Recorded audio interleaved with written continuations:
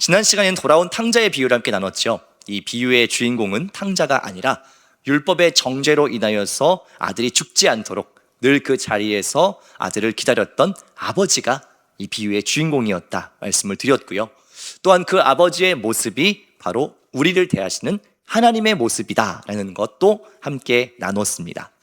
오늘은 그 세 번째 시간으로요, 씨 뿌리는 자의 비유를 함께 나눌 텐데요, 이 비유를 통해서 모든 이들에게 은혜 주시기를 원하시는 그 하나님의 열심을 다시 한번 말씀 속에서 발견할 수 있기를 주님의 이름으로 축원합니다. 오늘은 이런 질문으로 말씀을 열고자 하는데요, 여러분 무엇인가를 길러보신 경험이 있으십니까? 다 있으세요? 혹시 어떤 것들을 여러분 길러보셨습니까?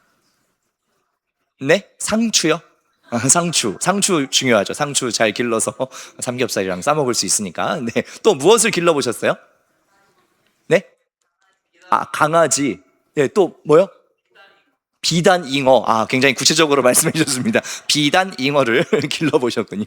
예, 저도 기억해보면 어릴 때부터 뭐를 키우고 이렇게 기르는 걸 되게 좋아해가지고 제가 기억을 더듬어 봤습니다. 제가 가장 처음으로 뭘 키워봤나 생각해보니까 학교 앞에서 파는 병아리. 예, 병아리를 제가 키워봤더라고요. 여러분 이거 뭔지 아시죠? 이제 좀 나이 어린 분들은 잘 모르실 수도 있는데 옛날에는 초등학교 앞에 가면은 이렇게 병아리가 팔았습니다. 아저씨들이 와가지고 이제 병아리를 파는데 저도 그래가지고 한 500원 주고 이렇게 비닐봉지에 이렇게 담아주시거든요. 이렇게 사가지고 이제 와서 집에서 라면 박스 같은 거에 신문지 깔고 이렇게 병아리를 키웠던 기억이 납니다. 근데 어릴 땐 잘 몰랐는데 여러분 이 병아리들이 그렇게 건강하지가 않습니다. 그래서 사실은 이렇게 오래 잘 못 키워요. 금방 죽거든요.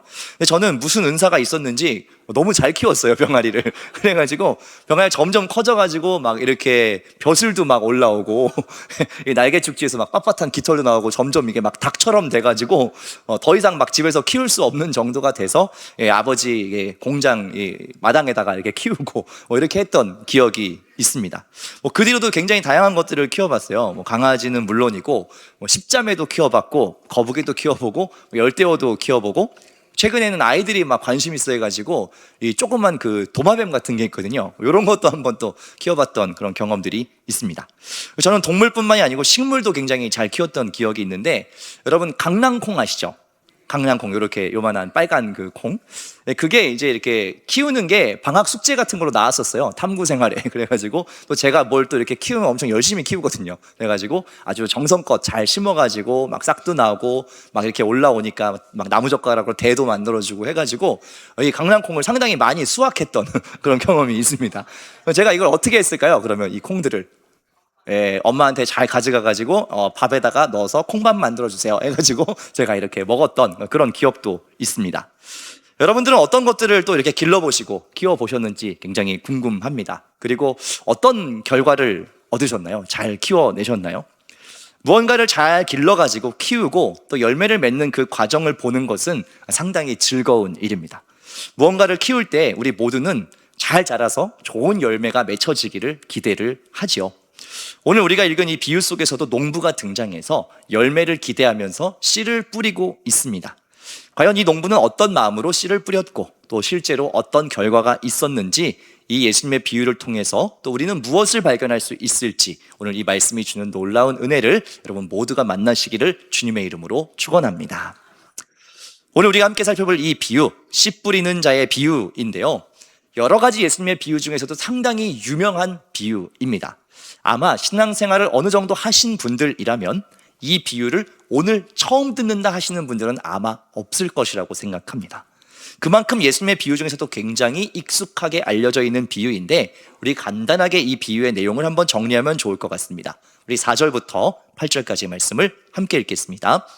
각 동네 사람들이 예수께로 나와 큰 무리를 이루니 예수께서 비유로 말씀하시되 씨를 뿌리는 자가 그 씨를 뿌리러 나가서 뿌릴새 더러는 길가에 떨어짐에 밟히며 공중의 새들이 먹어버렸고 더러는 바위 위에 떨어짐에 싹이 났다가 습기가 없으므로 말랐고 더러는 가시떨기 속에 떨어짐에 가시가 함께 자라서 기운을 막았고 더러는 좋은 땅에 떨어짐에 나서 100배의 결실을 하였느니라. 이 말씀을 하시고 외치시되 들을 귀 있는 자는 들을지어다. 아멘. 그날도 여러 동네에서 많은 사람들이 예수님께 찾아왔습니다. 그리고 예수님께서는 하나님 나라에 대해서 가르치시기 위해서 한 가지 비유를 말씀하시는 겁니다. 한 농부가 있습니다. 그리고 그가 나가서 씨를 뿌리고 있습니다. 그런데 씨앗의 일부는 길가에 떨어졌습니다. 또 일부는 바위 위에 떨어졌고요. 또 일부는 가시덤불 위에 떨어졌고 일부는 좋은 땅에 떨어졌습니다. 그리고 이 씨앗들은 각각 다른 결과를 맞이하게 되었지요. 여러분 잘 아시는 내용일 텐데 길가에 떨어진 씨앗은 어떻게 됐습니까? 사람들이 밟기도 했고요. 새들이 쪼아 먹기도 했습니다. 바위 위에 떨어진 씨앗은 어떻게 되었습니까?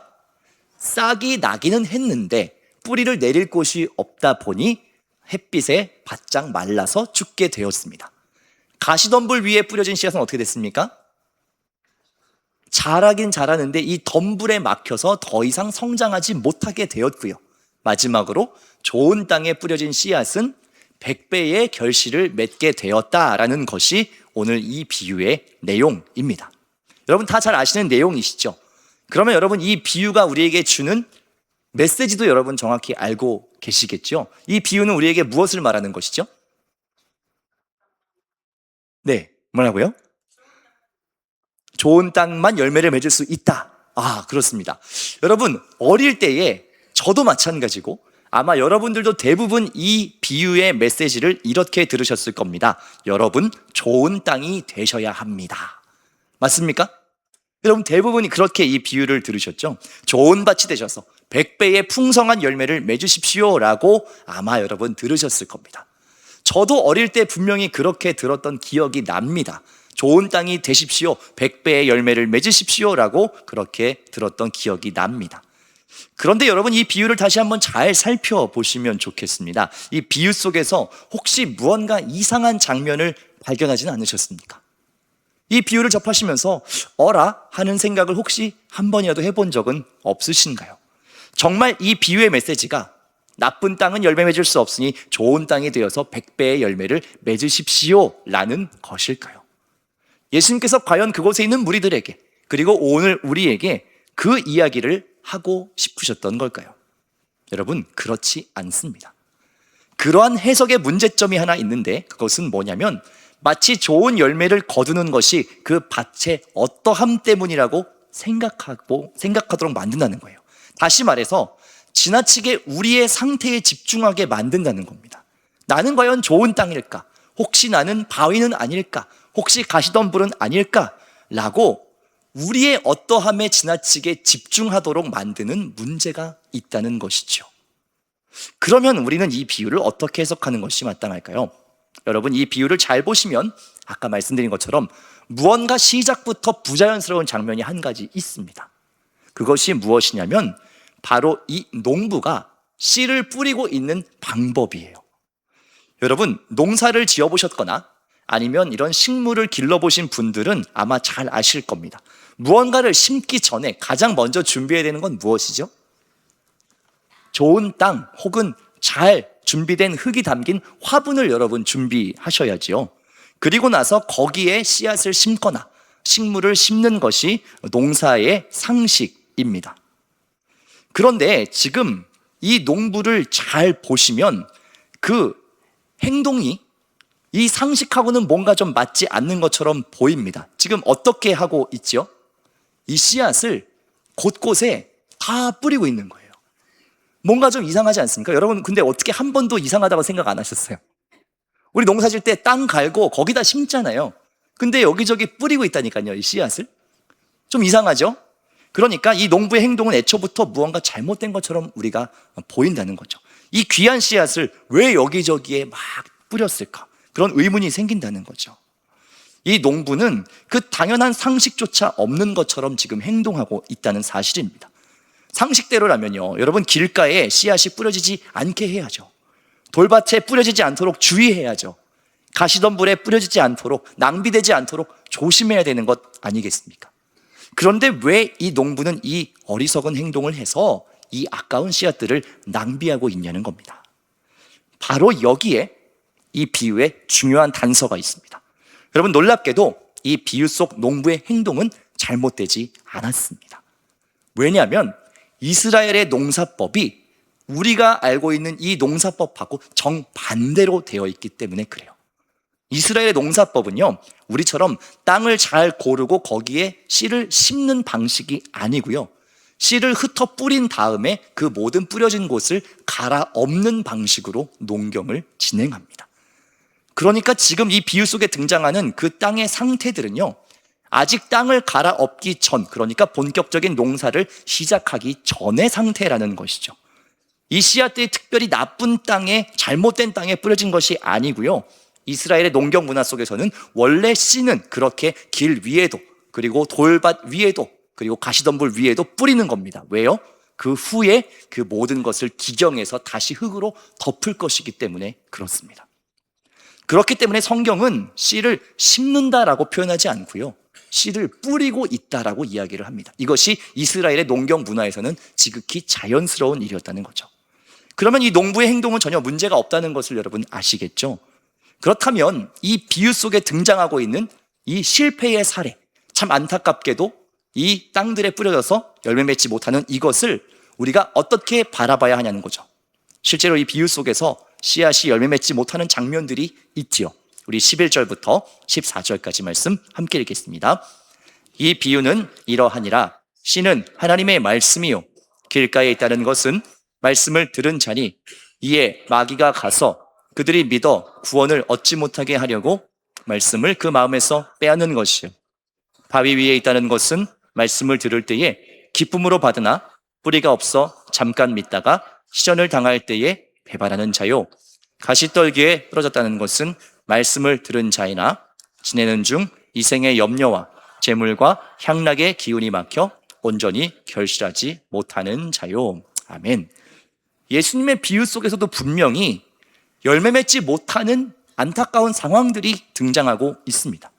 길가에 떨어진 씨앗은 말씀을 들었지만 마귀가 그것을 빼앗는 일이고요, 바위 위에 떨어진 씨앗은 말씀을 들을 때는 기쁘게 들었지만 잠깐 믿다 고난이 오면 믿음을 잃어버리는 것을 말합니다.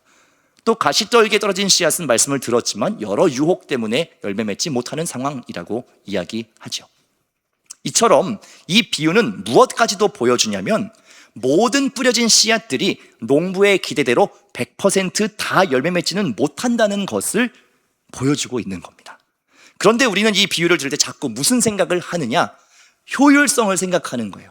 열매 맺지 못하는 이 일이 없도록 노력해야 되겠다, 애써야 되겠다. 그래서 자꾸만 무슨 생각을 하는 거예요? 좋은 땅이 되어야지, 좋은 땅이 되어야지. 여러분, 그래서 좋은 땅이 쉽게 잘 되셨어요? 여러분 100배 열매 맺고 계세요? 잘 되지 않으시죠? 그게 우리의 삶의 현실인 거예요. 그런데 우리는 자꾸 이 말씀을 들을 때 좋은 땅이 되세요, 100배의 열매를 맺으세요, 이렇게 들으니까 자꾸만 이게 부담만 되고 내가 좋은 땅인가 아닌가 자꾸 고민만 깊어진다는 거죠. 사실 이 비유는 그것을 얘기하고 싶은 게 아니고, 모든 씨앗들은 곳곳에 뿌려졌을 때에 안타깝지만 다 열매 맺을 수는 없다라는 것을 보여주고 있다는 겁니다. 심지어 오늘 비유는 이 씨앗을 뭐라고 얘기해요? 하나님의 말씀이라고 얘기해요.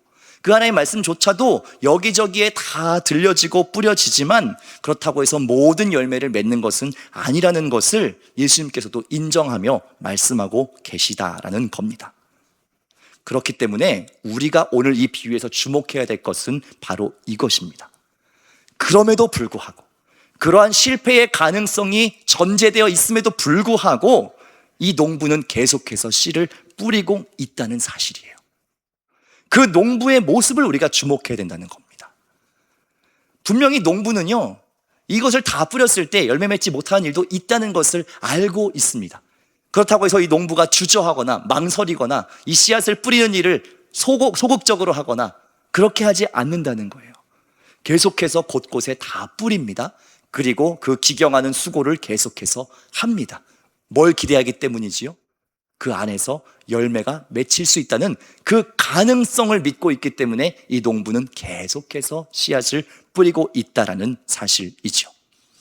사랑하는 여러분, 이 농부가 보여준 바로 이 모습이 오늘 비유의 핵심이자 하나님께서 우리를 대하실 때에 가지고 계시는 마음입니다.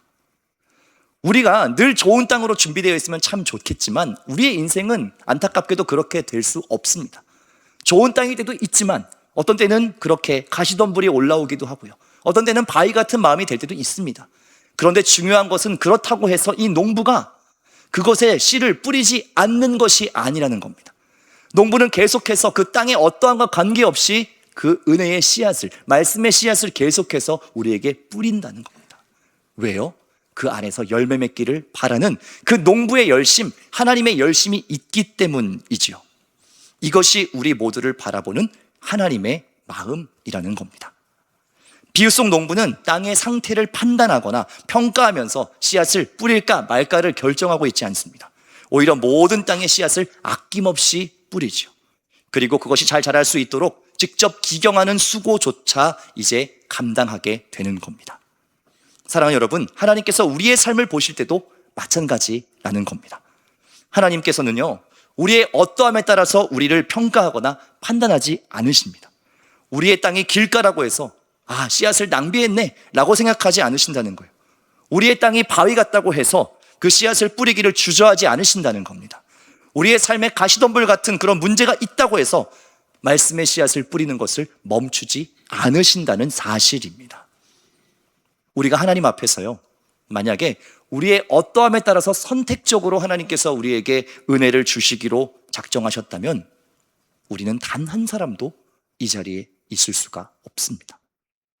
우리는 우리의 공로와 우리의 어떠함으로 이곳에 있는 것이 아니고요, 그저 그 하나님의 열심, 어떤 땅에든지 씨앗을 두루 뿌리시고 그것을 기경하는 수고까지 감내하시는 그 농부이신 하나님의 열심 때문에 지금 이 자리에 있을 수 있다는 겁니다. 그것을 우리는 은혜라고 말하죠. 조건 없이, 아무런 대가 없이 우리에게 호의로 베풀어 주시는 그 하나님의 마음, 그것이 있었기 때문에 우리 모두는 오늘 하루를 또 하나님 안에서 살아갈 수 있다는 것을 오늘 이 농부의 모습 속에서 여러분 발견하실 수 있기를 주님의 이름으로 축원합니다. 사랑하는 왕십리중학교 성도 여러분, 저는 오늘 이 비유 속 농부의 모습, 아낌없이 거룩한 낭비를 기꺼이 감당하는 이 하나님의 모습을 보면서 오늘 특별히 우리 선생님들의 모습을 저는 떠올리게 됐습니다. 우리가 오늘 이 하루를 교사데이로 이렇게 정하고 보내고 있지요. 물론 조금 더 넉넉하게 선생님들의 수고를 헤아리지 못하는 것에 대해서 참 송구한 마음이 있습니다. 매주 수고하시거든요. 그런데 이렇게 1년에 한 번밖에 기억하지 못하는 것이 참 죄송한 마음이 있지만, 그래도 이렇게라도 오늘 우리 선생님들의 수고와 애씀을 우리가 격려하는 것이 마땅하다라는 생각이 들어서 제가 오늘 하루는 그렇게 보내자라고 이야기를 했습니다. 저 역시도 지금까지 신앙생활을 해오면서요, 누가 저의 신앙에 큰 영향을 줬는가라는 것들을 곰곰이 생각해 보니까 굉장히 많은 교회 학교의 선생님들이 떠올랐습니다. 저도 이 한 주 동안 말씀을 이렇게 묵상하면서, 또 이번 주에 스승의 날이 있었잖아요. 저도 이렇게 은사분들께 전화도 드리고 연락도 드리고 하면서 굉장히 좀 마음에 감사함이 있었어요. 어느 순간이 되면 그런 착각을 하기가 쉬워요. 그냥 내가 열심히 해서 잘해서 이만큼 컸나 보다 라고 생각할 때가 있거든요. 그런데 저에게도 선생님들이 많이 계셨고 좋은 목사님들이 많이 계셨어요. 그분들이 잘 지도해 주시고 때로는 혼돈해 주시고 정말 사랑하는 마음으로 진실되게 대해 주셔서 또 여기까지 왔다라는 것을 제가 이번 주에 새삼스럽게 생각하게 됐습니다. 그런데 생각하면서 제가 그런 마음이 들었어요.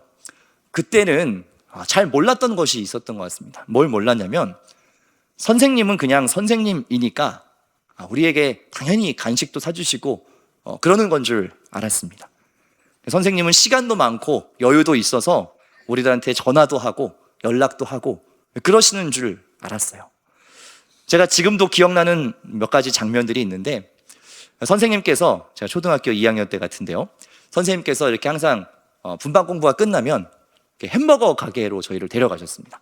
근데 그때는 햄버거 가게가 이렇게 막 곳곳에 있지 않을 때였어요. 들어온 지 얼마 안 돼서 모두가 약간 신문물이라고 생각하고 햄버거 되게 사모하는 그런 때였는데, 어느 날 선생님께서 햄버거를 먹여주겠다며 저희를 이렇게 데리고 가셨어요. 근데 참 어린 마음에 눈치가 없잖아요. 햄버거를 딱 먹었는데 너무 맛있는 거예요. 그래서 어떻게 했어요? 선생님 하나 더 먹어도 돼요? 라고 얘기를 하고 말았습니다. 그 당시에 상당히 고가였거든요, 햄버거가. 근데 한 명이 얘기하니까 또 막 친구들이 곳곳에서 다 막 경쟁적으로 나도 하나 더 먹을래, 저도 선생님 저도요, 막 그래가지고 그날 상당히 큰 지출이 있었던 것으로 지금 생각해보니까 기억이 나는데, 선생님께서는 근데 전혀 그런 것들에 대해서 개의치 않으시고 굉장히 기뻐하셨던 기억이 나요. 너네 이거 먹고 교회 열심히 나와야 돼, 신앙생활 열심히 해라 라고 하면서 그렇게 보내주셨던 기억도 나고요. 또 어떤 때는 여름 수련회 때인데 항상 그 기간이 되면 군대에 있는 선생님들이, 청년 선생님들이 항상 그때 휴가를 내고 이렇게 수련회를 같이 도와주러 오셨던 기억이 납니다. 사실 이 군인에게 휴가는 굉장히 소중한 것이거든요. 근데 그 시간에 어떻게 딱 맞춰가지고 휴가를 날짜까지 맞춰갖고 와서 수련회 도와주고 같이 우리하고 물놀이하고 그랬던 기억이 새록새록 나더라고요. 근데 정말 그땐 잘 몰랐었죠. 선생님도 자기 일로 굉장히 바쁘셨구나 라는 것을 나중에 이제 크고 나니까 생각을 하게 되는 겁니다. 그 바쁜 중에 우리를 만났고 우리와 시간을 보냈고 또 그렇게 연락하고 밥도 먹고 그렇게 했던 거구나 라는 것을 나중에 커서 또 제가 교사를 하면서 그제서야 깨달았다라는 거죠. 넉넉해서 풍족해서 섬길 만한 여건이 돼서 하는 그런 선생님은 단 한 분도 계시지 않았던 거예요. 그저 우리 아이들의 영혼을 생각하고 또 미래들을 생각하면서 그 받은 사랑과 은혜가 있어서 그렇게 하는 것이라는 것을 다시 한번 이 한 주 동안에 저도 깊이 생각했던 것 같습니다. 마치 비유 속의 농부처럼요, 계산하지 않고 때로는 그것이 참 낭비 같아 보이고 다 새어나가는 것처럼 보일지라도 정말 최선을 다해서 그 한 영혼이 열매 맺을 수 있다면 정말 그것을 간절히 기다리는 그 마음으로 섬겨주시는 그 선생님들의 헌신이 바로 이러한 농부의 마음이 아닐까 하는 것을 생각하게 됩니다. 사랑하는 여러분, 오늘 우리 그 하나님의 사랑을 좀 다시 기억할 수 있으면 좋겠습니다. 그리고 그 하나님의 사랑의 마음을 담아서 또 우리 미래 세대를 섬겨가시는 귀한 선생님들의 수고를 또 함께 기억할 수 있으면 좋겠습니다. 길가와 같은 우리의 삶, 돌밭 같은 우리의 삶, 가시덤불 같은 그 우리의 삶, 그리고 우리 자녀들의 그러한 삶 속에도 정말 단 하나의 열매라도 맺힐 수 있다면 기꺼이 그 거룩한 낭비를 감당하기로 결정하는 그 수고로 인하여서 우리가 오늘 이 자리에 또 우리의 자녀들이 그 신앙의 자리에 있을 수 있다는 것을 여러분 이 말씀 가운데 기억하실 수 있기를 원합니다. 우리 마지막으로 8절의 말씀을 함께 읽고 말씀을 마치고자 합니다. 함께 읽습니다. 더러는 좋은 땅에 떨어짐에 나서 100배의 결실을 하였느니라. 아멘. 사랑하는 여러분, 여기서 우리는 중요한 사실을 발견합니다. 이 농부가 길가와 돌밭, 가시덤불에 뿌리며 겪었던 그 모든 낭비와 실패처럼 보이는 그 일들은 이 100배의 결실 앞에서 더 이상 낭비가 아닙니다. 좋은 땅에서 나온 이 압도적인 생명의 역사로 인해서 이전에 그 모든 낭비와 실패 같아 보이는 그 모든 것들을 다 덮고도 남을 만큼 충분하기 때문입니다.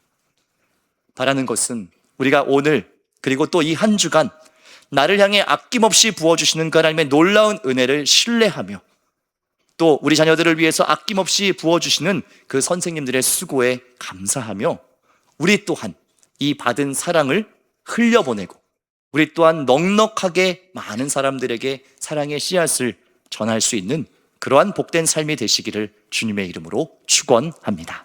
아멘. 기도하겠습니다.